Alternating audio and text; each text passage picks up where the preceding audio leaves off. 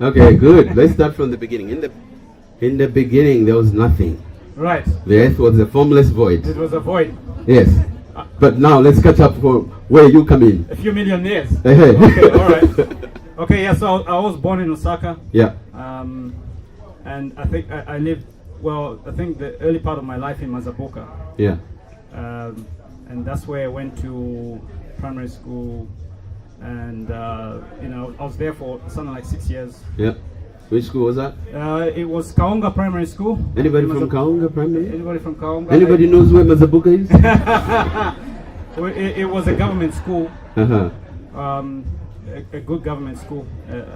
Well, I've never attended any private schools. The only private school I've attended is my preschool, which was at the golf club in Mazabuka. Ah, I see. Right, yeah. Yes, they used to give you good food, right?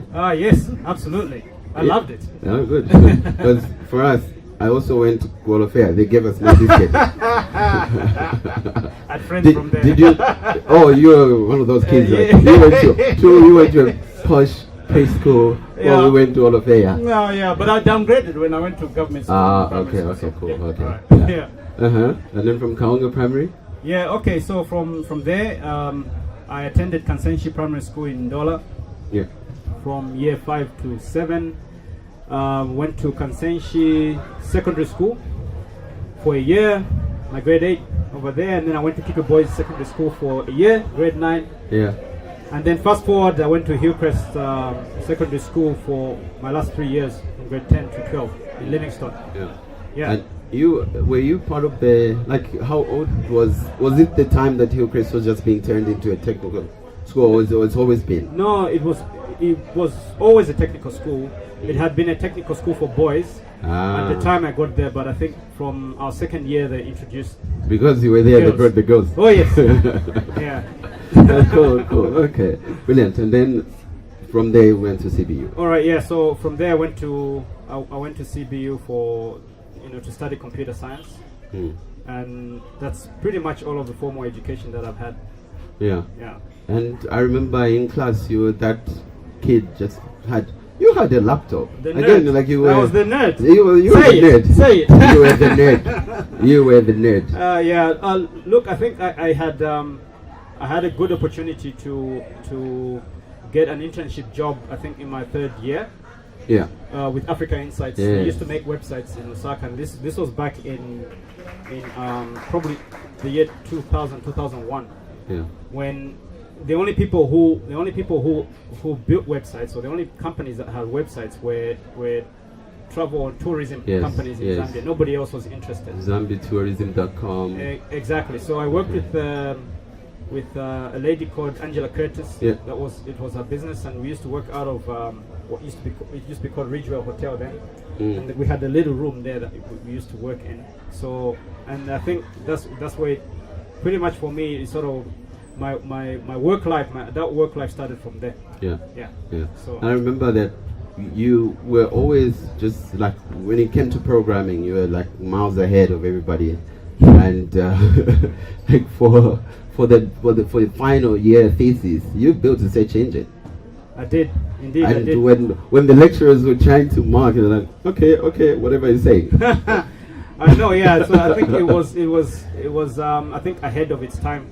Yeah. And I was ahead of my time too. It was when Google was just starting. That's actually. right. That's Yes. absolutely correct. So I thought, what better way to solidify your career in computer science than to make something truly advanced. Yeah. And for me at that stage, it was going to be something that involved search. Yeah. So I built the thing, and especially using tools that we had not learned in school. So, well, it was only possible with tools that we had not learned. Yeah. So and that's the way that I sort of used to keep myself abreast of technology. I used to take things that had not been tried by anybody else, and then build a product or build something using that. Yeah. Yeah. And what was the driver then? Was it like, oh, I'm gonna build this and one day make lots of money, or you just loved what you were doing? What was it? Do you know? I'll take you back to in the beginning. Yes. So I think I've always loved technology. When I was a little kid, I always wanted to know how something worked. So I would plug things into the electrical sockets and turn them on and try and figure out how they work. Did you, by any chance, plug in the pin, like a safety pin, into the socket? I did. Oh, me too. Like my sisters are here, they know that story. They were not very good results. So I think my technology life started really though from Dola. When we lived in Dola, I got interested. I got involved with a group of people that used to make what we used to call simple radios. If anybody remembers them, simple radios. Simple radio. And the challenge was always, the winner was always going to be the one who made a radio with the simplest components possible. Yeah. The simplest electronic components, the fewest. And I used to hide it, but I'd find my dad's university books, electronic books. Yeah. And this is how I sort of started beating everybody, because I'd then go and study his university books, and I was probably only about 11, 12. Wow. And I'll study those books and go and make a simple radio. Oh, nice. Right, and then it just continued from there. I never looked back. Anything that I looked at that was tech, for me, was really interesting. I would spend days, nights, on it. I like my Inswa infused water. Yes. Okay, great. And then from there, it was love of tech. And then you continued with Africa Insights, right? Yeah. Well, I guess from there the story really is that I started to write computer programs. Yes. I know this is really geeky, but I started to write computer programs before I ever touched a computer. Does that make any sense? Because I read books, and the book said, if you add 1 + 1, if you make this 1 + 1, it makes 2. I was so excited, I was jumping around like, I can make a computer program. So I'd write it on paper and wait for the opportunity that I'll get a computer to put it in. Wow. So eventually, one of the years, I think we had, I would have been, I think, 12 years old. There was the trade fair in Dola. Yeah. And I went to the trade fair, and then there was one stand by Zambia State Insurance Corporation, and they displayed a PC. It was the only stand in the show that had a computer, right? So, and people were taking turns to play a game for 5 minutes, computer game. And I waited in line for a while, and when finally it was my chance, I asked the security guard who was next to it how I could open the computer programming language, shut down the game, give me the thing so I can write my program. Wow. Looked at me weird. So and then after that, I think it pretty much continued. Moved to Kitwe. I was in secondary school by then, and then I went into university. I knew which degree I wanted. I knew which course I wanted to do from grade 10. And if it's here today, I had a good friend that we used to write computer programs together from Hillcrest.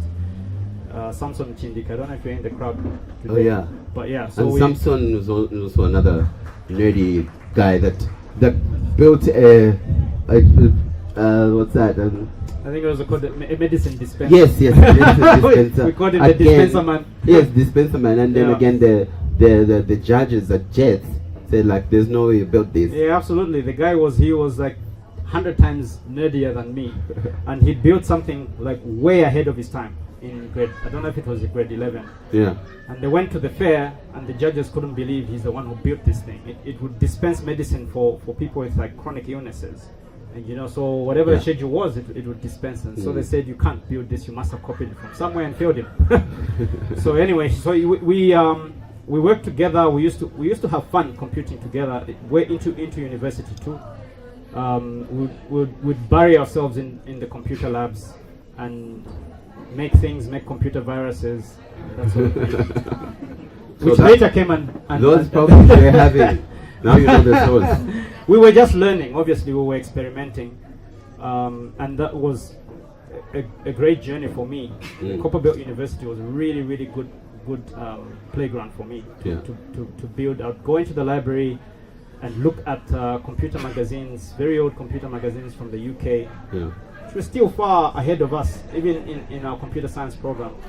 So I spent a lot of time there, and I did as little academics as possible. I only did enough to get me by because I had all of these things that I wanted to do. So we used to spend a lot of money going to internet cafes. Those days the internet wasn't widespread. We'd get paid our government stipends, and half of it would go to internet. At Zambian, yeah. So that's how it was, and we did. There was a lot of amazing projects that we worked on. I think our computer science intake was the first to work on a new technology. I think in our third year we decided, I sort of pushed everybody, encouraged everybody to go web. Yes. Everybody used to write all of these sort of ugly programs that used to have a black screen. In Turbo Pascal. Turbo Pascal. Exactly. Yeah. But then I discovered this thing through a magazine called whatever it was, a Microsoft language, and said, we can do that? Oh my goodness. And I started experimenting with this thing. It must have taken me a month. I wasn't sleeping until I got this thing to work. And when it finally sort of worked, I was the happiest guy in the world. So I think for me, it's always been that, the love for technology, the love for solving real world problems with technologies has always been something that drives me. So while we were in Cindy's, you were in the library? Actually, yes. And do you know what? So while Cindy's is a nightclub in Kitwe. No, I'd make time for that. So you're not like too ready. At least you would hang out with us. I used to balance the academics, Cinderella, and computers. And otherwise, you wouldn't have graduated. No, of course. And then I was. It was same thing. I think at Hillcrest, we got computers. The first time we got computers, they were donated by the Jehovah's Witnesses organization. They were very old, and we had a lab in grade 11, and I used to be really involved with everybody and everything else, but when those computers came, my goodness, I was nowhere to be seen. I'll be in the computer lab all the time, solving problems. Okay, so next time the Jehovah's Witnesses come to your door, open the door. Okay, I'll let them in this time. You might get computers. Great. Okay, and then now we work for Necor, and then tell us about the move from Necor to South Africa. What prompted that? Yeah, okay, so when I left school, I actually hustled for a bit before I couldn't get a job when I left Copperbelt University. So, and when I left Africa Insights, we both worked at one point in time. So I started to look for alternative work. I tried to sell the idea of websites to companies, and it was a very, very novel thing for people those days. But some people sort of looked at me, and I think they felt sorry, so they did give me a business once in a while. And then I got the courage to try and open a web hosting company. And this was 2005. It was really early in Zambia. Nobody knew about websites, and here was I wanted to host websites in Zambia. So I think you hosted like some of our websites. Yes, I did. Because I went you to had KaribaNet. Yes. I had WebCentric. That's it. Again, teaching people, like, we start from what is the website? Yeah. And then That's how right. do you use it? Then why you need it? Yeah. Which was like, again, as an entrepreneur lesson, like if you're way too ahead, it's much harder to make things happen. Absolutely. But so you made it. How far did you go with KaribaNet? Do you know, I knocked on doors and asked for computers, leftover computers. I went to a really great guy at the time, Kuf Munyinda from Next Technology. Yeah, cool. Remember him? And also Angela Curtis as well. They gave me a computer each. Yes. I beefed them up, and then I went to some internet service provider at the time. I can't remember, it folded. But I asked the MD then to just let me put my computers in the data center and do some hosting. Was it Zamnet or CopperNet? No, it was one of the others, a WorldCom company. Ah, it was. So Microlink? No, it wasn't. It wasn't any of this. UUNet. UUNet, right. Exactly. So I knew the MD there. I went to please, and I said, okay. He felt sorry for me, and I put my computers in there, and I started hosting websites. And 1 week later, they were hacked. And that was the end of my company. That was it.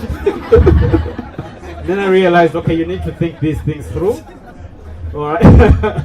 So yeah, so that didn't last very long. I was very discouraged about that because just these guys they went to town on me.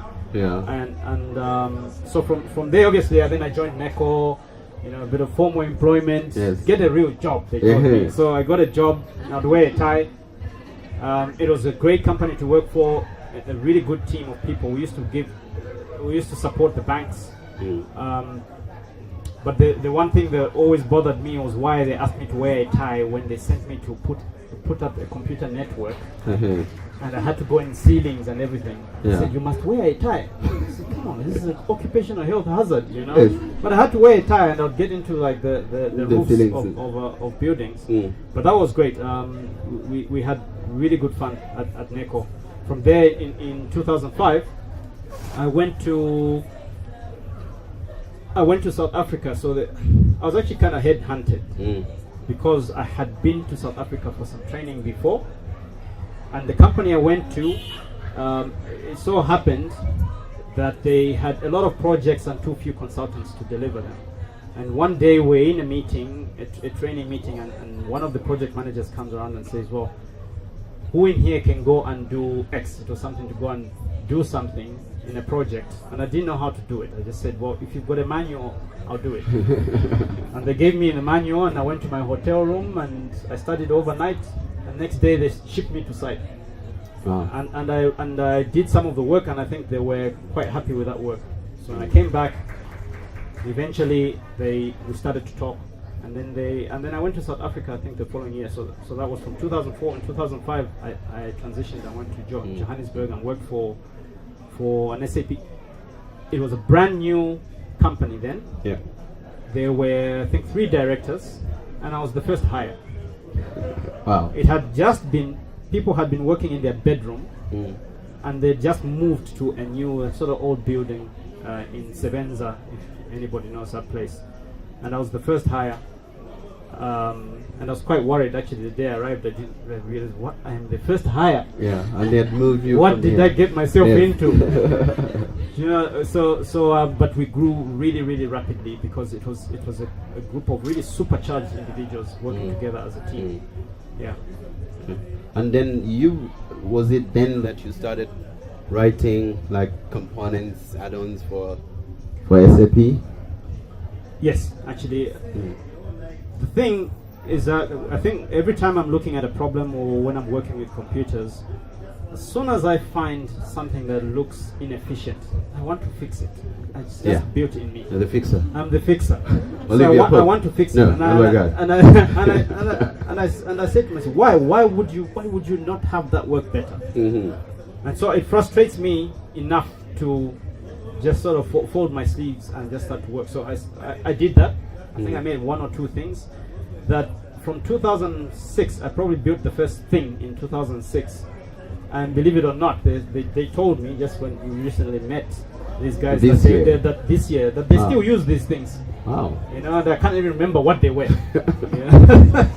So that was basically the journey with that. Building software was always a thing I wanted to do. And I did it without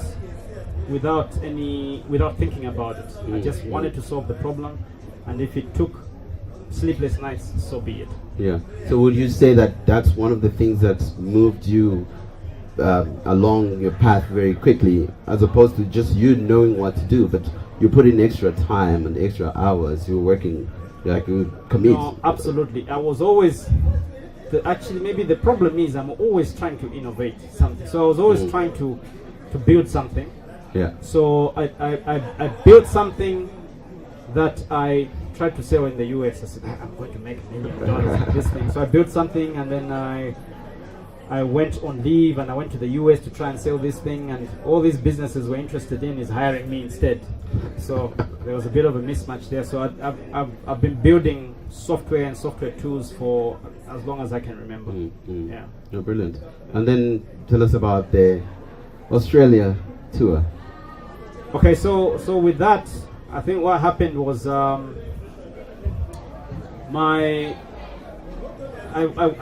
went to a wedding with my girlfriend at the time, was now my wife, and she's sitting right here in front. Yay.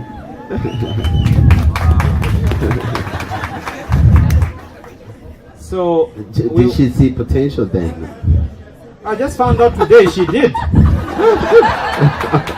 It appears it was all about potential. Yes. She wasn't looking for a made man. She saw potential. That's clever. So we were going to a wedding one day, and then we were involved in a car crash. Thank goodness we were all safe, but my car was written off. And I decided then I was not going to get another car. I was going to walk to work every day in Johannesburg. Yeah. And I think that just sort of affected me, and I felt like I needed a break. So I contacted a friend of mine who used to live in San Francisco, and I went on holiday. I went on holiday for a few months. And then I was looking, so while I was there, I was thinking, I really need a change. Something needs to change. So I wanted to set up a business. You know what? It was really silly of me. I wanted to set up a business in the US. I was not a US resident, citizen, whatnot, everything, but I wanted to do it. Yeah. And it didn't work. On my way back, someone I knew in Australia who had been working with me before said, "What are you doing?" I said, "I'm trying to relocate to the US." He said, No, that's crazy. Come here. Come to Sydney. So they put me through this recruitment. And from the time that we spoke to me getting there, it really took, I think, 2 months. It was a whirlwind, the visa process. So, and I didn't know what to expect in Australia. I thought it was like Crocodile Dundee stuff. So, but when I got there, I was really, really impressed. It was a very, very advanced economy, and so I loved my time in Australia. It was really good for me. I grew a lot. I met really, really interesting people there. Yeah. Okay, and what prompted the move back to Zambia? Okay, with that, do you want the truth or you want Don't worry, it's only going onto YouTube, so... So, look, the truth is, my wife thought it was a good idea for us to be closer to family. Yes. So we're in Australia, it's a bit far, we spend a lot of money. Very wise woman, that one. Exactly. Yes. And I was having fun. I was like busy on the dance floor. She's saying, "Let's go to Zambia." Zambia. So, and then I thought, you know what, it may be a good idea. And then I started to think about what I would do when I was in Zambia. And then we started brainstorming with her. What's going to happen? And I was like, unemployable. Nobody has SAP in Zambia. Nobody's going to employ me. Yes. So what am I going to do? So we decided that we were going to sell SAP Business One, which was the software solution that I was working with even in Australia.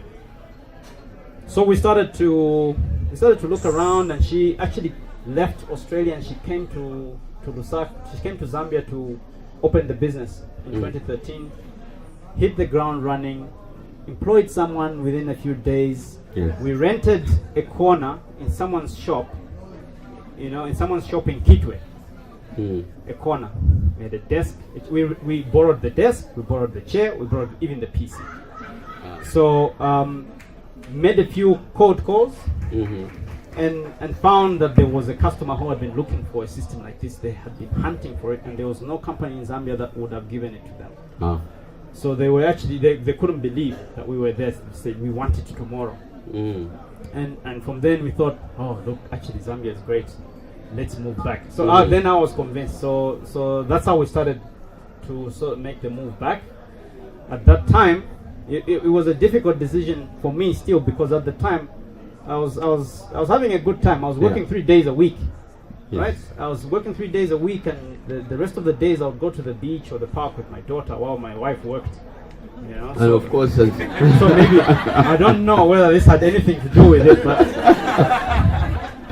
so that's how we started to work towards it.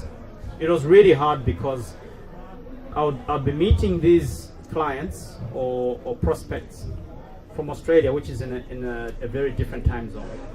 So that means I would work in the 3 days that I would work. I would have my day shift, and when I go home, I'll have my Zambian shift. And I'll speak to prospects and try and get them to adopt this solution, and even do these implementations remotely. So we were very, very lucky that we had someone who believed, a stranger, a stranger companies, they're one of the biggest flour mills, maize mills in the country. Yeah. And they believed in us, and they just said we'll do it, even if we were so far away. So we sold, they paid, and it was a lot of money, right, to implement an enterprise system. It was a lot of money, and they had never seen me before. And I came all the way from Australia to do the implementation in Zambia, did it, went back, and then from there we said we've got to move. This environment is a good environment for us to try and do business. Yeah. And look, the precursor to that was that I had tried to open a business in Australia with a friend of mine, and the reason that it failed was that the skills in developed countries like Australia are very, very expensive. So you need a lot of money to start up. So startup doesn't just start up. We actually have it easier in Zambia, because over there you pay thousands and thousands of dollars for even the lowest skilled person. Yeah. So the plan was I was going to stop formal employment, and I was going to go and build this startup, and he was going to support me with his salary. But then it just never made sense. We didn't do it. It didn't work. So that's basically how that happened. Yeah. And what were some of the, like, in that process, what were the moments when you felt like, look, this is not going to work, during the time that you're building all the way up to this year? Well, okay, yeah. So coming back to Zambia, it was very hard. When you come back from some country and people are saying, "Oh, you want a house? You can buy this one." It's only $1 million. Like, I actually don't have that money. And everybody just expects that you're coming back from maybe a foreign country that you've saved up a lot of money. But it wasn't the case. Yes, we had saved up, we had savings, but they were nowhere near enough to buy a house. And then even the renters, what happens here, where you pay months in advance? Exactly. There we pay monthly. It was incredible. We were very lucky. We were very lucky that we had saved up, because I hadn't really studied the economy that well since I had left. I'd been away for a while, so we were lucky that we could sustain ourselves. That when we came back, we already had, something to keep you going. We had one customer, right? And I was that was my job day in, day out, and I was working from home. Yeah. My wife would wake. She got a job, and she would wake up in the morning, bye, and I'm like, how's husband? And I'm at home going, okay, what am I going to do today? So I think we sort of built it up from there. There was a lot of challenges. When we first got here, we quickly realized that the economy was pretty much in a recession. It was going in a recession, especially after the president died. Then it just plummeted. And I started to, there's so many times that I wanted to go back to Australia, but I think with these things, it's really important for you to have somebody that believes in you, somebody who believes in your idea on your journey, and that was, and my partner with that, who was my business partner, who I depended on for that, who balanced me, was still my wife. She's my business partner even now. So the times that I was like, tomorrow, let's go back. I cannot take this anymore. There was a time I go past the people that sell Java, peanuts on the roadside, and see people buying from them. And say, what? If people are buying from her, but why don't they buy from me? Like, how bad am I? So that went on for a while, but we just kept at it. I kept going, and hoping for something to change. And then eventually, I think it started to sort of build up, because people started to have a bit more trust in the service that I was delivering. And then I started to bring other people on board. So it stopped from being an entrepreneur who sort of wakes up at 10 and says, what am I going to do? As soon as I employed the first person, it became a responsibility now. So I had to wake up, I had to dress up. We were working still from home, but I would wake up, take a bath, be smart, and go and work on the dining table like that. So there was a lot of trials and tribulations, as you might know. I think our environment is is quite tough, right? I mean, I think if you can make it here, there's a lot of places that you can make it. Financing, skills, just the market. You know, there's so many things that look like they work against you. Yeah, I think you raised something really important, talking about working with a partner, working with a relative, working with a wife or husband. Yeah, I think that's something also that's come up for me, because I started Africa Trust Academy with my wife as well, and that's a question that people ask: how do you work? How do you work with your wife? And also for me, like if she didn't have the job that she had, and I didn't have the support that she was giving me, I'd also have quit a long time ago. But then how did you make it work? Like, how do you work with your wife when you're working from home, and meaning the office is the home is? How does that work? Well, look, she was not home most of the time. I was the one who was home, but she encouraged me and she helped me.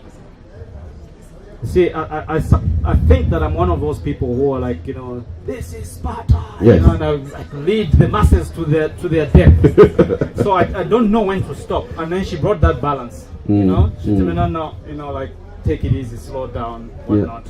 So she brought that balance, and it was very valuable for me to have someone like that, to have someone that could give me that backing. Which I think without that, it would have been really, I would have quit a long time ago. I would have been back in Australia. I would have been in a comfortable job. Yes, I don't want any problems, etc., etc. But I kept going, you know, and that was, I think that's one element. The other thing I think that kept me going was my clients, the customers, because then you keep thinking, and I built a really good relationship with my customers. Every time I wanted to quit, I thought, but there's nobody else who could support me. You know what's going to happen? You know, I'm not going to disappoint these guys.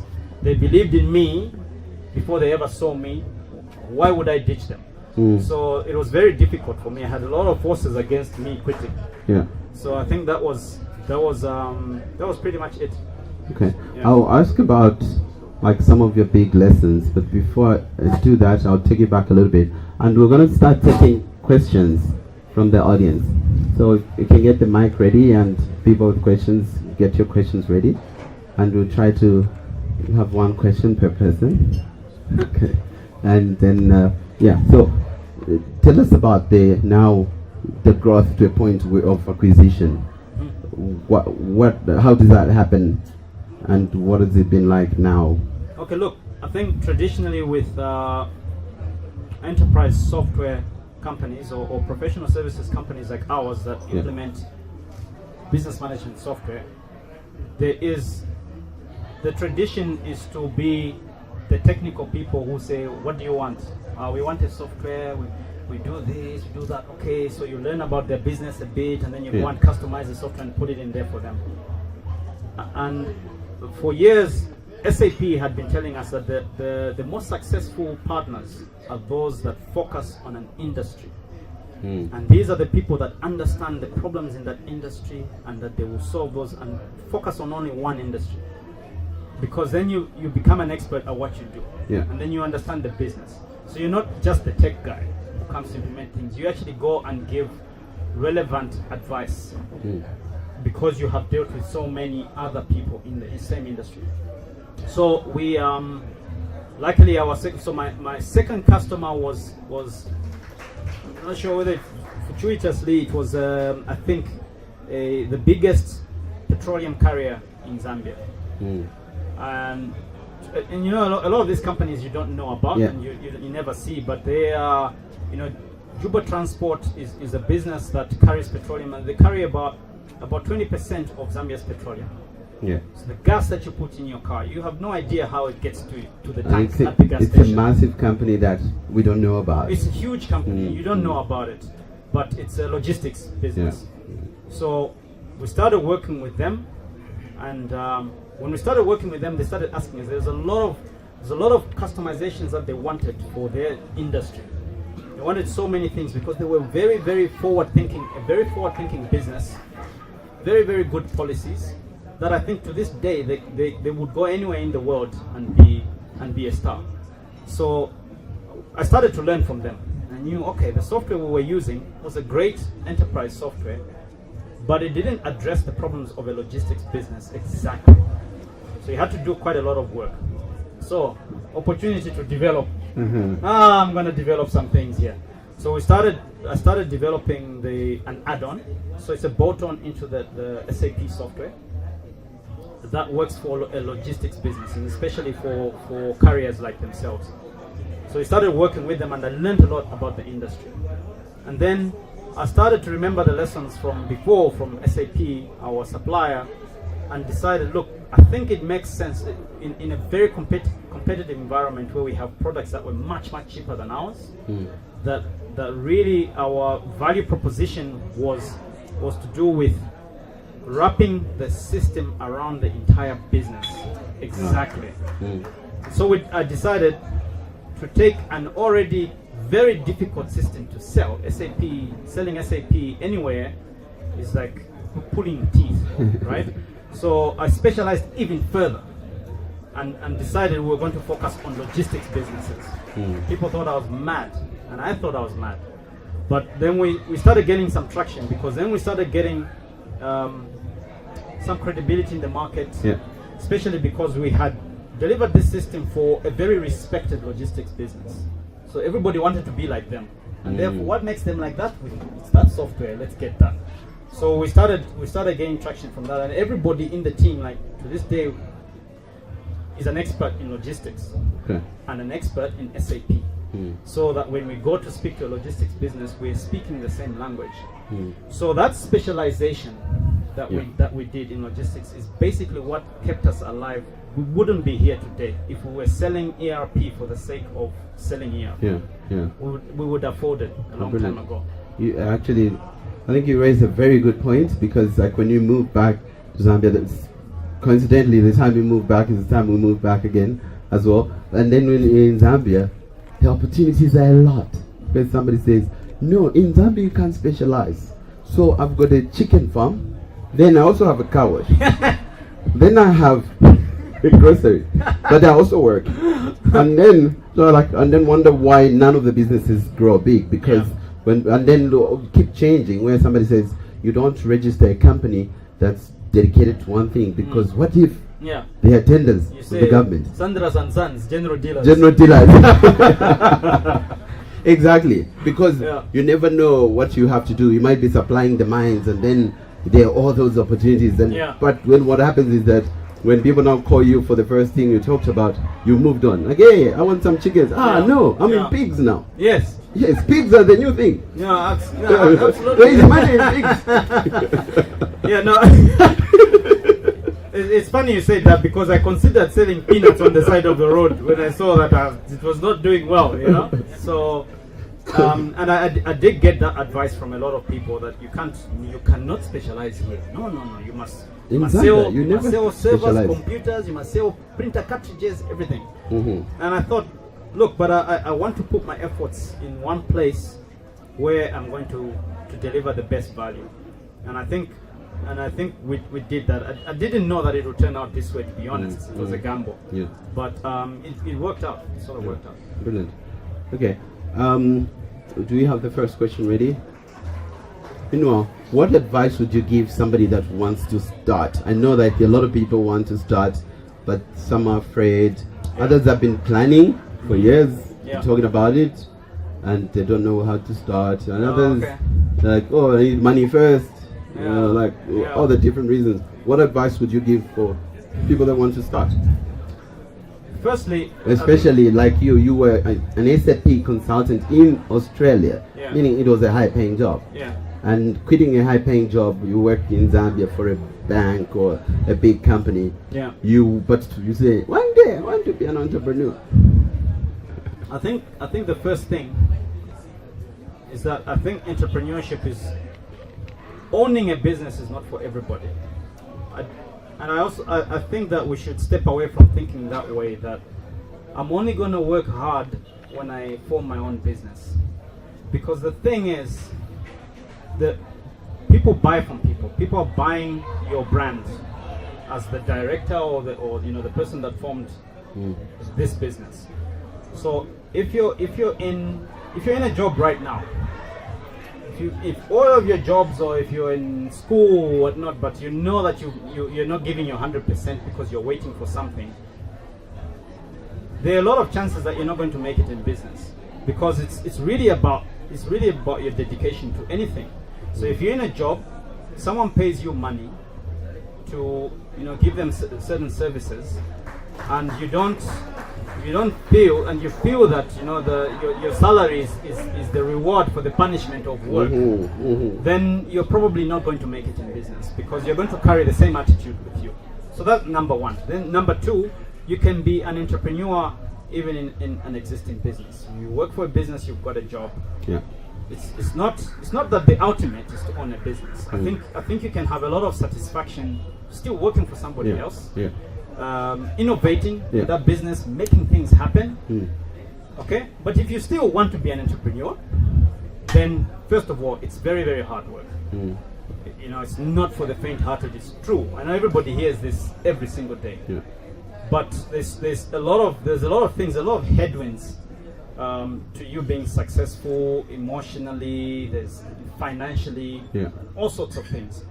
And then you're trying to run something, trying to start something, and then the people who are in employment are doing much better than you, and you seem to be struggling, and then you start to think, oh, why did I do this? So you have to have a very good reason why you're doing it. Which I think leads me to next question: that what's your most unpopular opinion you have about entrepreneurship? I think it's that. Yeah. You don't have to start a business. You can be. I think it starts from being dedicated in your current role, in your job, in your school, wherever it is. If you think that you give 100% of yourself to whatever you're doing, in your job, in business, anywhere, then I think it's a good recipe for someone to own something, because and that's what it calls for. It calls for you to give absolutely everything you've got. If it means not sleeping for a week, this is what you have to do. So if you think it's a comfortable thing, if you're in it to get rich quick, it is very slow moving, a lot slower moving than you would ever think. Absolutely, absolutely. I actually share the same sentiment, that exactly what you said. It's not for everybody, and not everybody should be an entrepreneur. And entrepreneurship is hard. Yeah. And very few entrepreneurs actually make it. That's what we read about them. That's right. But a lot of people create more value for their families being in jobs. Yeah. But entrepreneurs are those people like artists, where you can't stop them. They just need to be entrepreneurs. They need to break out. They need to go to their own detriment sometimes. Absolutely, all the time. So you need the balance. You need to be, and also because as an entrepreneur, you are the one who's carrying the vision, the idea. So the thing is, I think you're normally wanting to be a perfectionist at that idea, whatnot. But there's also the small issue of making money, which will keep you going. So if you have people on board, if you can bring people on board who have that grounding, say, you know what, yes, we want to move on to the next thing and the next thing, but we need to stop here and look at our books. What's our income statement looking like? We're not going to make money. We need to make a plan. So you need to surround yourself with people that it may be sort of counterintuitive, but people who have different set of skills from you. So don't hire people who are like you. You need to hire people who are not like you, who are smarter than you. Which is it's a big temptation for people who are creative. They like talking ideas with other people talking ideas, and then we're gonna make a big company and build it, and they feel successful, and that's it. You never do anything. That's right. So, but for people who still want to be in entrepreneurship, the other thing is, if you're going to do it, you have to have both your feet in. Unfortunately, sorry.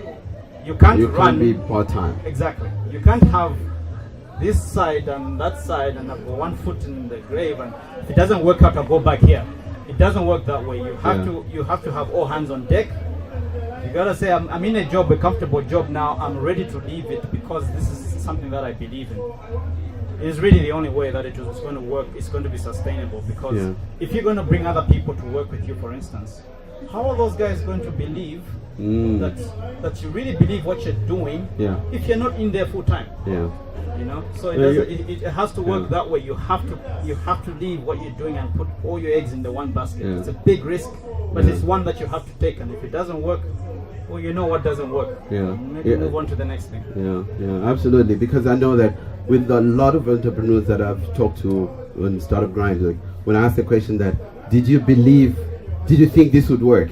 And the answer is yes. But that sounds arrogant, almost like, how can you be so sure? but for the most part, like, if you didn't think it would, you wouldn't do it. You know, like they do it 100%. That's right. You have Elon Musk, like he gets a payout from PayPal, he puts all his money in 3 companies and he's broke. But because he believes that SolarCity is going to work, these other companies going to work, and like everything that he's putting in, the money is going to work because he believes. And it takes the most ridiculous ideas. I think you have to be disruptive. If you're going to build anything of value, you have to be disruptive. So you have to look at how the entire environment is going to change. If you're going to build an Uber or whatever it is, you know, just disrupt the whole. By the way, we need Uber in Zambia. Who's going to do it? I walked all the way from Roma to here. He's doing it. Good. Okay, we're going to take questions. Continue. Actually, I did meet a company just today that are doing something like that, similar to that. Really novel idea, very young company. Nice. E-commerce is really, really good. And you solve the problem of no addresses, which why Uber will struggle here. But you solve that. Fantastic. Good. We're taking questions.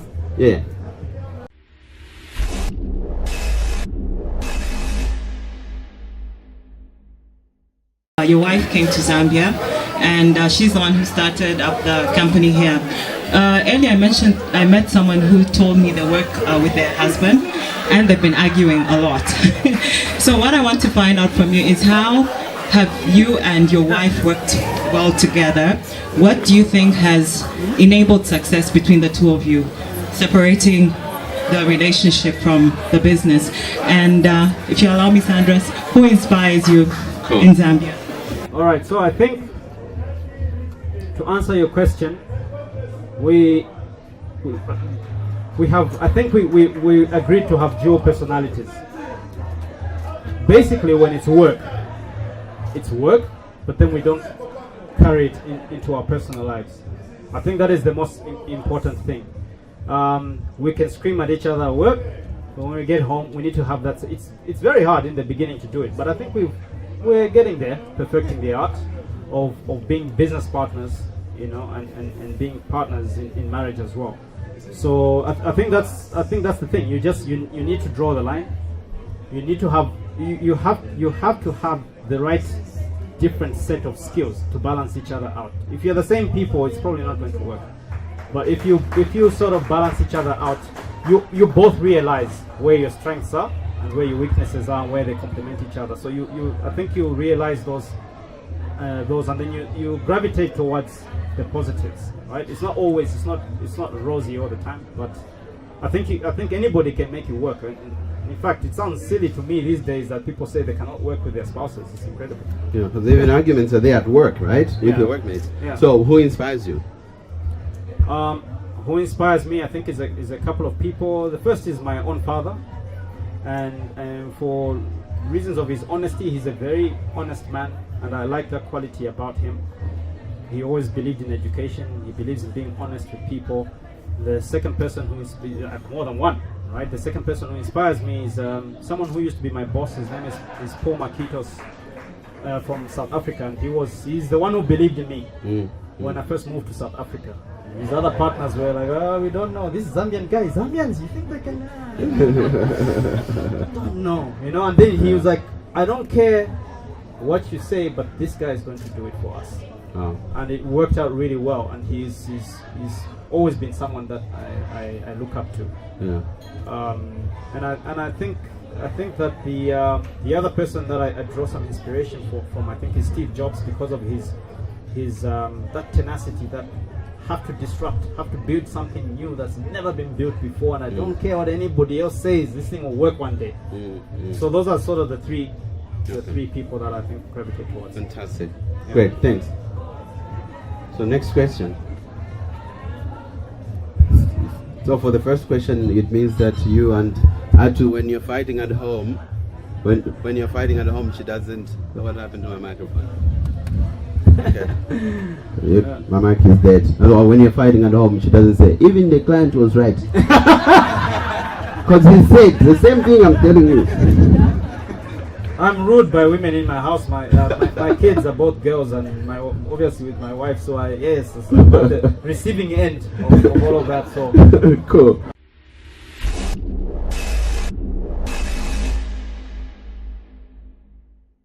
Hi. My name is Joe. I want to find out what was the motive behind you selling your business? What did you look at? What did you consider? And the second one is so far, what have been the pros and cons of that decision you made to sell your business? That's a great question. I think the underlying reason for selling the business in the first place was all about scale. I think we had got to a level in the business where we couldn't grow any further with our own cash flow, because that's how we grew. So it's when clients paid, and then you said, okay, do we have enough money to hire another person? Maybe for 6 months. How will it last for a year? Okay, we'll make do. And then you do that, and we would iterate like that for a while. But then we got to a point where no matter what we did, we couldn't break the barrier to the next level. And I knew then we had to get financing. Couldn't do it in Zambia. Interest rates are too high. And so we thought, I thought, okay, well, let's start looking at maybe venture capital, those sort of things outside the country. It's very, very hard. Very few people believe in a business in Zambia because venture capitalists, they want things that scale to a huge number of people, and Zambia just didn't have those numbers. And it was a career by itself, looking for financing. And so then when we met with Seidor, when we started talking to Seidor, it made a lot of sense to me because they were already in the industry, they were already in the business, they already knew, and they had scaled already. They knew how to do this all over the world, so I knew I could rely on that experience. And so I think for me it was like a marriage made in heaven, and that's why we moved very quickly with that. So that was the idea behind selling the business, was all about growth. We couldn't grow anymore with our own money, so we had to get somebody else in. And then, the pros and cons to that decision. I think the pros are that we actually are going to get that scale. We are getting that scale as we speak. We are able to pay our staff better. Maybe market-related rates are better. And you have a salary now. And I have a salary now, actually, by the way, and which I didn't have for close to 4 years. So there's that, and I also have a bit more time. I used to work day and night. The days I wouldn't sleep, because a lot of things depended on me to empower the rest of the team, and we only had so many things that we could do at once. And so I started to feel that it was going to work against my own health. So at the time that opportunity came, I knew that one of the reasons I had to do it was for my health, because I have to sleep. You have to sleep at night too. You have to have a weekend. You have to spend time with the family. So I came up with really tricks that I didn't want my daughters to ever see me working all the time. So when I came home, I'd make sure they get tired first, and when they go to sleep, take them to bed, and then I'll come back and work. And they would never know that I was working in the night. So those were the pros, and just being able to have a bit more time. I can walk home from work, whatnot. And then I think being able to rely on other people with this, good experience in a similar field, that's really great, because it's lonely at the top when you have to make the decisions by yourself. But the cons of it, I suppose, is that you have to give away part of your baby, the thing you built that you loved so much and call my own, But I think in the grand scheme of things, to be honest, it's a lot. There's a lot more positives. It's a lot better when you're working with other people than alone. So you can scale. We now have a market Africa-wide, globally. We can sell our product, the thing we built. we can sell it to East Africa, we can sell it to anywhere else in Africa, and in South America, wherever else that Seidor is. And I think for me that's great. I want to be able to see that the innovation can actually help the world. Yeah. Yeah. Brilliant. Cool. Thanks. We'll take one question per person, please.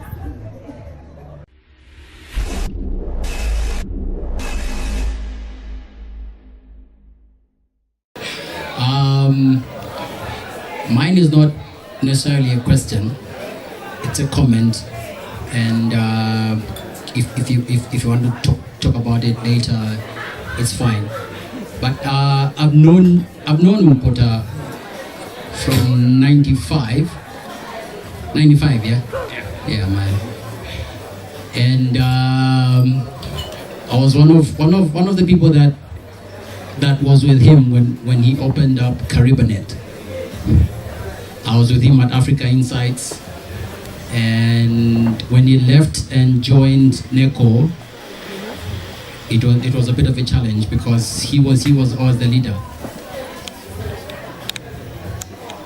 Maybe now comes the question. We all did computer science. Okay, the three of us, Sandra's, Mupota, and I.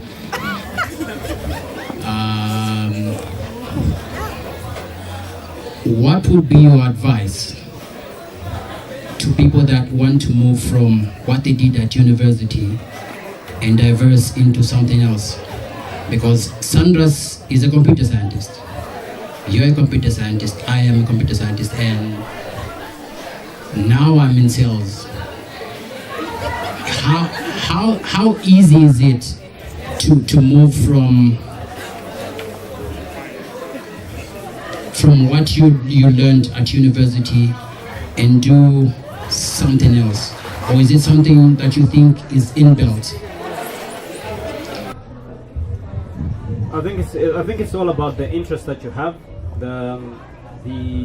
that burning desire to do something which doesn't necessarily have to be the thing that you studied. So yeah, I think you can make it in anything that you want to do because you have the burning desire, because you have the passion to keep driving you. There's a lot of learning that you're obviously going to do. There's a lot of learning you have to do in order to add enough value that people are going to see it as something that they can spend their money on, I think. So I think it's really that you burn a lot of midnight oil studying. I read every single day. I can't remember a day in my life that I haven't studied something. So yeah, I think that's pretty much it. That's a good question actually, because I also moved away from computer science. I run an education company now, and I mentor and coach CEOs of companies. But that's not what I studied. But how to do that is really like everything that you study now. By the time you graduate, it's obsolete. It doesn't work. So if you're dependent on what your education, your qualification, then it doesn't work. So cool. Thanks. Bye.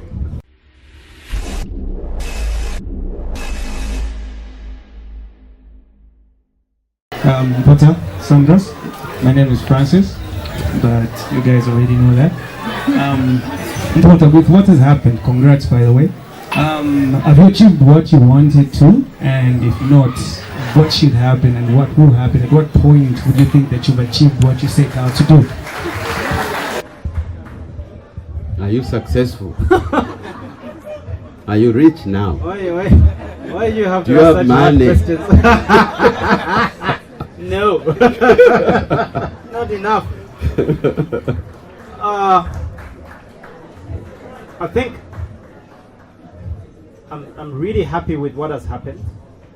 I certainly didn't expect it to happen this quickly. I think that's one thing. But it's a great, for me it's a great motivator for me to give. If I was giving 150%, I now have to give 200. And then I suppose I know that as an entrepreneur with a creative mind, I always want to keep creating things.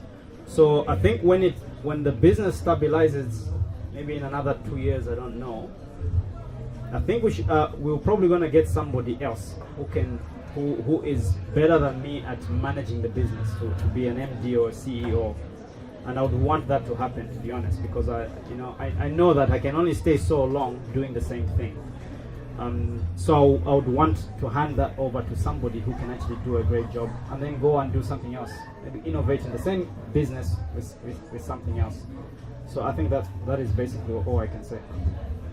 So we're gonna have the last few questions. So the party can start. The music has started already. So how many more questions do we have? Yeah. Okay. There are 4 more questions, right? And then the other questions you can ask both afterwards, because we're still here. So in case people need to leave, but yeah. Cool. There's a question there. Yes, there is. Hey, Mupota, how you doing? Good. I'm gonna. By the way, well done for your successes, right? But I want to take you on a history tip for a minute. I just, as a former tech person, I want to find out about the search engine you created. What was it called, and why did you let it go? Because I mean, it happened at the same time as Google was being launched, so it could have been something big. There was AutoVista, there was search.com, there was Tell us about Nyami Nyami. So I was about, this is what it was called. It was called Nyami Nyami. KaribaNet, but powered by Nyami Nyami. Who calls a business that? I don't know. Yeah, so it was called Nyami Nyami, and then I think we tried to work with it for a while. With Hachi was there back there at Africa Insights. Yeah. With yourself. We tried to run with this thing, but I think the market wasn't ready. I think that really it boils down to that. The market wasn't ready. There wasn't enough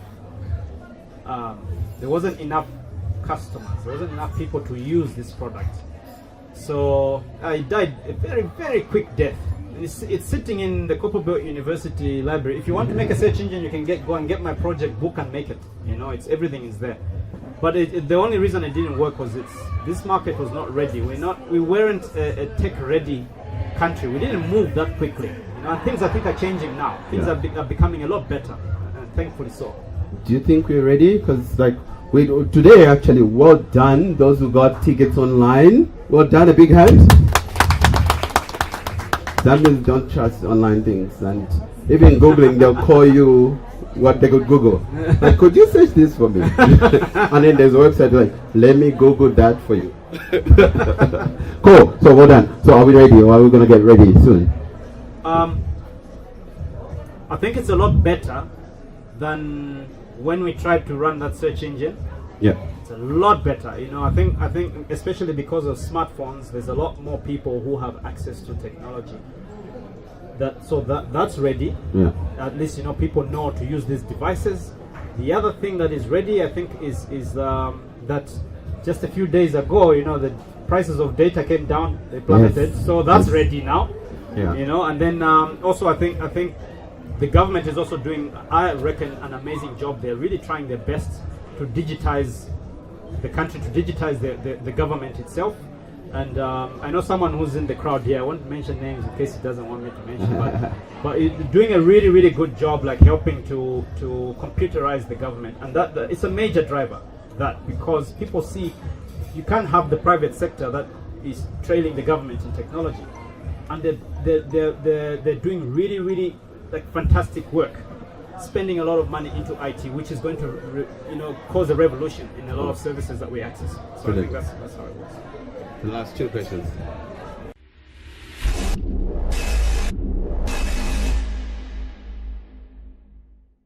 I'm one of the people that I've seen from the start, from CBU, from his sleepless nights to what he is today. And I must say I'm very proud of you. But I want to take you away from what you're doing now. I think, like you say, in Zambia there are plenty of opportunities. I want you to look at another area. I think in government, there is a need for trying to build evidence for things like for impact. I'll take you to something that I'm very passionate about, water sanitation. We've had a number of projects coming in, but because we don't have evidence, we can't say today where we still have cholera. This is a thing that bothers me because as far back as '95, when I started my career in the water sanitation sector, I think cholera has been year in, year out. Onset of the rains, it's something we anticipate to happen. But we have been doing interventions. I think what I see as a gap is we fail to build evidence on what interventions we've done to overcome this and what can be done to prevent these things. I say this because there are things that we don't know about not being consistent on our actions that seem like we don't seem to know what we're doing, like we seem to be going around in circles. For me, I think I've always said, I think we need to start to be seen that we are professions working in a certain area, and until we seem to overcome certain things, we'll be recognized then as professions in that area. So for me, I see there's a big need for people that can help us come up with evidence and even convince the people that allocate budgets to say, this is something that happens every year. If we do certain things, I think we can be able to overcome this. When you look at our budget, it's almost historic. If you check budgets from 2010, you can almost see that the allocation of our budget is consistent. But then what are we trying to achieve as a country? I think for me, I'm thinking there's need for somebody to do a needs assessment. What do we want to achieve in the country at this time? Where should the most of our resources go to? So the thing for evidence for me seems to, I think needs to be addressed. It could not be water and sanitation. It could be something else. How do we help government? I can see Kita is here. Where is Kita? So the things that keep repeating in Zambia is the cholera and the burning of Chisokone market. Exactly. Every year. Yes. And now so it is news following suit. So thank you very much, Eddie. Evidence. How do you want to fit in that picture? I think there's a lot of opportunity. Well, I think having said that, the government is doing an amazing job with technology at the moment. I do think, like what you're saying, that if there are areas of improvement, I believe that our government needs to invest a lot more in education, especially in science and engineering and research. So I think that falls in line with what you're saying, and I think if we can do that, you see, I have a formula for that. I think that to create value, even as a country, to the rest of the countries, first of all, we need to adopt a technology, a really advanced technology, empower your people, and then move like a freight train. So those three things together create value. So empowering people means research, means keeping the evidence and doing all of things. So education is a really, really big part of this. We've struggled in our business to find, as we've got a lot of people in Zambia looking for jobs, but we actually don't have the skills, like necessary skills in IT. So that is something that we need to work on. Yeah. Great.